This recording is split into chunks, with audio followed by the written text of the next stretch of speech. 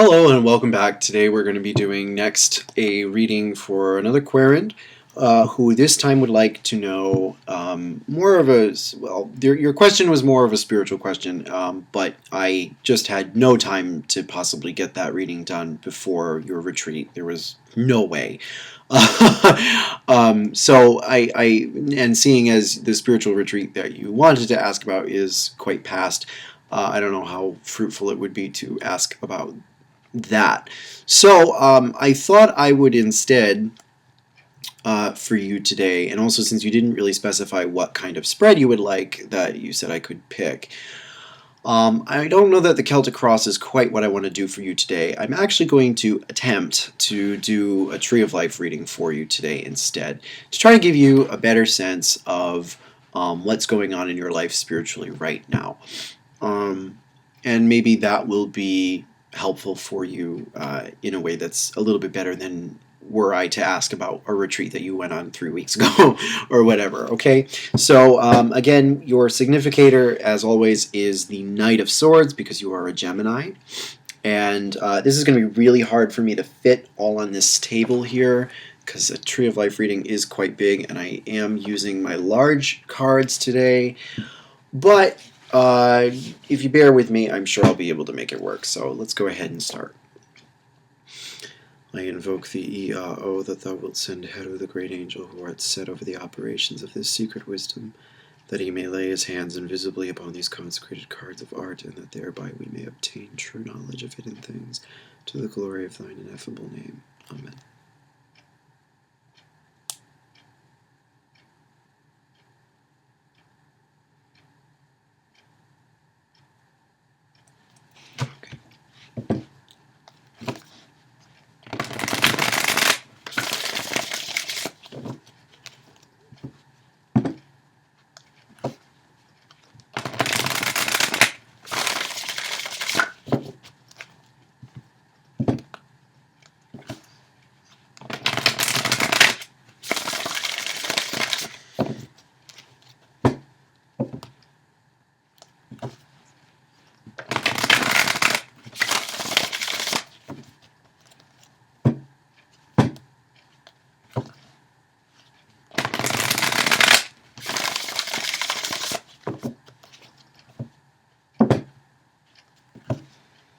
Now, just a little bit of background about this spread. Of course, it is going to be based on the Tree of Life, the Sephirot. So it will be 10 cards. I do not read a Da'at card because Da'at is not even a real Sephirah. It's a false Sephirah. And so I'm not going to invent a position for something that doesn't even technically exist. The other thing, too, is that Da'at is all about secrets and secrecy, and so it makes no sense to try to delve into something as mysterious as that using such humble methods. So I don't really believe in reading for Da'at. I know there are people who do. Just a personal preference. I really don't care if you read. If when you do this spread for yourself, if you choose to pull a card for Da'at, you can. I just don't know how the heck you would actually interpret it, because Da'at is the weirdest Sephirah on the tree. Its definition is very vague, as just a form of wisdom, but not really. Just a very strange Sephirah. And honestly, I don't know a whole lot about it, other than the fact that it lies somewhere in the middle of the abyss, separating the supernal triangle from reality. So, that being said, I don't feel like I am equipped to really evaluate what is going on at that level of anything, really. And that being said, reading the supernal triangle is probably the hardest, and so what I choose to do for that is I look at the supernal triangle much in the same way that you would the aces of the tarot, because of course Keter is associated with the aces. I look at the supernal triangle as what is trying to manifest in your life spiritually at the moment, in this case, what the universe is trying to make manifest for you. And for the top card, it's basically the general idea, and then the masculine and feminine elements of that concept. Usually how it's taking action in your life for the masculine, and how it's taking form in your life with the feminine. And then for everything down below the abyss, I look at how that influence is playing out in terms of your sense of self and your higher self, I should say, and trickling into your psychology with your emotions and your thought process with the 7 and 8, subconscious with the 9, and then obviously your reality or your physical sense of physical being with the 10. That was a terrible shuffle. All right.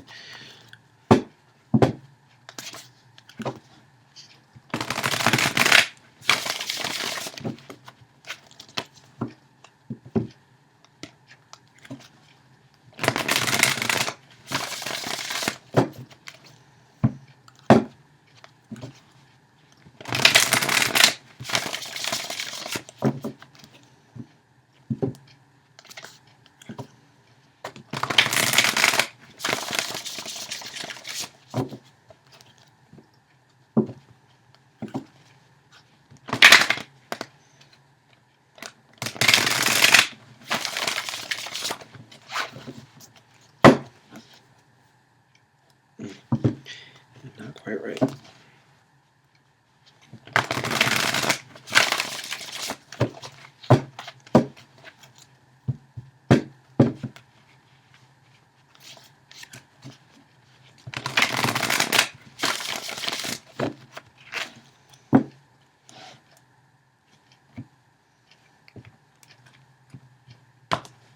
Okay. All right, starting from the top. Oh boy. We have the 5 of Swords at the top. Okay. Off to a great start here. 4 of Cups for Chokmah. Bina is the 8 of Pentacles. All right, so let's see how this is actually playing out. For Chesed, you have 3 of Wands, which is good. Geburah, you have the 6 of Pentacles. And for Tiferet, you have the Princess of Discs. And then, let's see. This is going to be as squished together as I possibly can, so I apologize if it looks a little odd. Netzach, you have the Magus. Hod, you have the 9 of Cups. And Yesod, you have the Princess of Wands. And Malkut, I'll put over here, is the 2 of Discs. Actually, I'll put it right underneath her like that. And there we have our tree. So, okay, so let's see.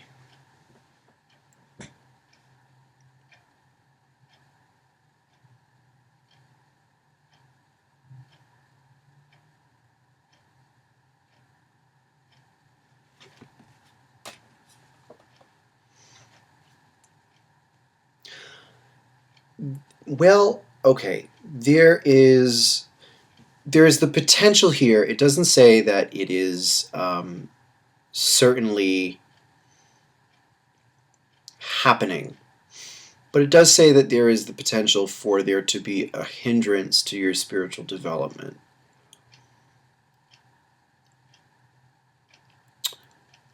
And mostly through some kind of boredom. I think that I don't think it's saying that the universe is trying to manifest defeat in your life, the 5 of Swords, but I think it's saying that it is a possible manifestation in regards to your spirituality, which I think actually, for the most part, if we look at your middle pillar, is actually pretty strong. You have the Princess of Wands in Yesod and the Princess of Discs in Tiferet. So I want to say that you are making good strides towards achieving that sense of being a real disciple of whatever your HGA is, or whatever that energy in your life is. I think you feel like you are putting in the efforts to do that. The Princess of Discs is very much about discipleship, and to have that card in your Tiferet spot, I think, is really positive, and also perhaps speaks to your meditative practices. Actually, since you've just gone on retreat, Princess of Discs is very indicative of meditation being a big part of your sense of wholeness at the moment. Now,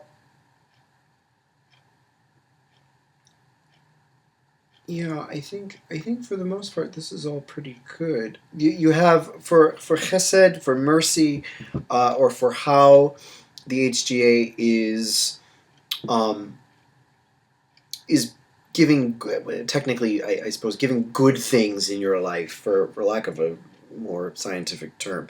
The way the HGA is um, producing visible goodness in your life is through the Three of Wands.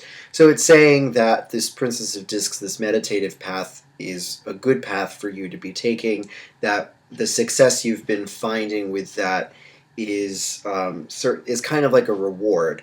Now, Gabora is how the HGA is restricting you in order to keep you on a certain path. And in this case, it is the Six of Discs. And so possibly there's a sense of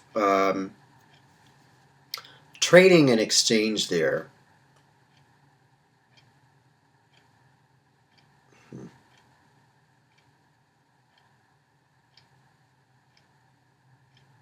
I think it's interesting this...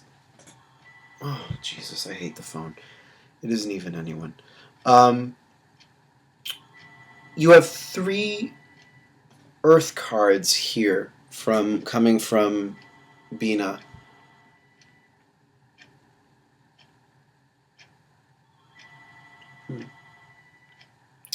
Bina itself is here the Eight of Discs, which is about developing yourself and growing yourself over time, and I want to say consistency, because again, the fear that is here up in the supernal triangle is that you'll give up because you'll get bored with it, and so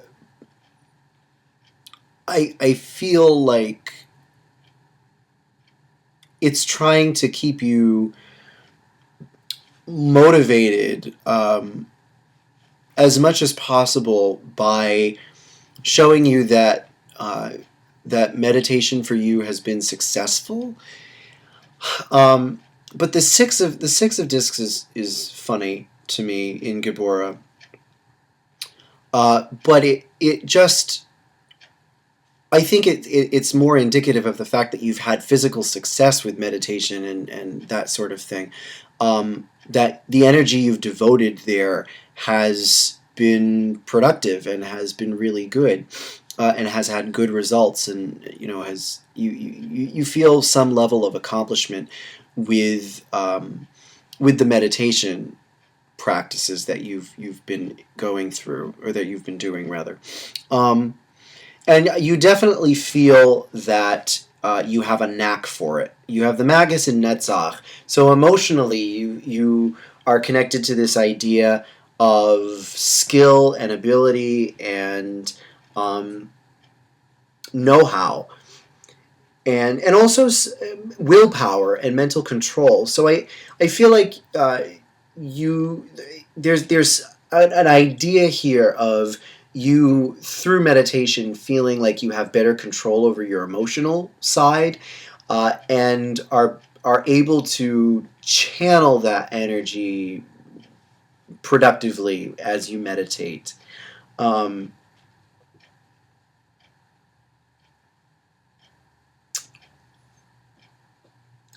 These are always tricky readings to do for people, but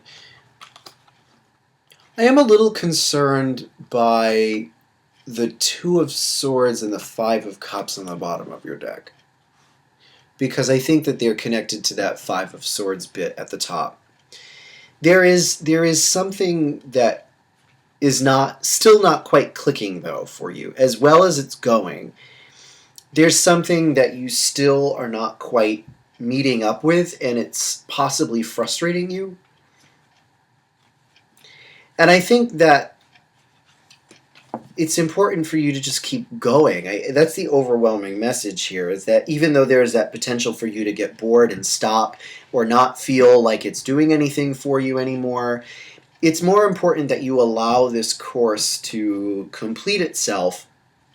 And it's more important for you to just stick with it and be patient with it, I feel. That 8 of discs, the sense of patience, that's the limiting factor here for this whole thing. Obviously, the right-hand side is all about expansion and growth, left-hand side all about limitation.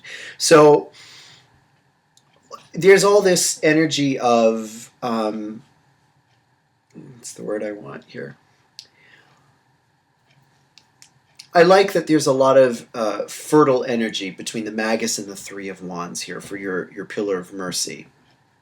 And there's a lot of also fertile energy for your Pillar of Severity too, actually, which is very good. I think that you definitely are making great progress. I don't think that that's in debate here. And logically, you feel very happy doing this. I think for hold for logic or intelligence at the moment, you have the Nine of Swords.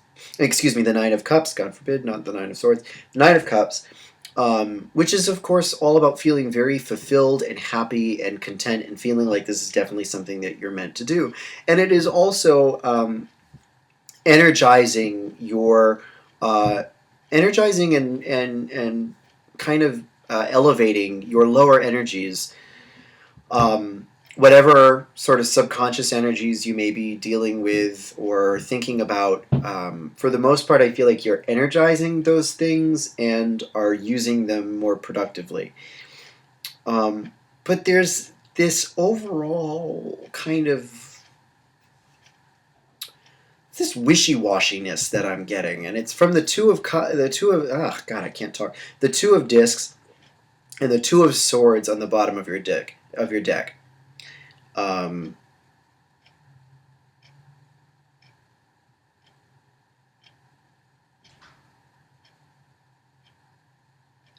There's so much flip-flop between those two cards. And again, I want to say it goes back to that Five of Swords at the top.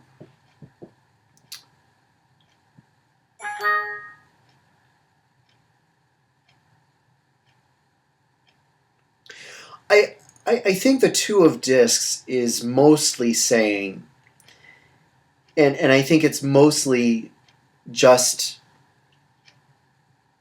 about this up here at the top, that right now this is sort of, you make 2 steps forward and then you make 1 step back. You make 2 steps forward and then 1 step back, and it's a process of going back and forth, I think, and just be okay with that, and don't let that become a source of disappointment or frustration. Know that right now it's much more about the journey for you. That 8 of Discs in Bina for you. The form of this whole situation is about growth and development, and that's really taking place for you through the Princess of Discs in your Tiferet sphere.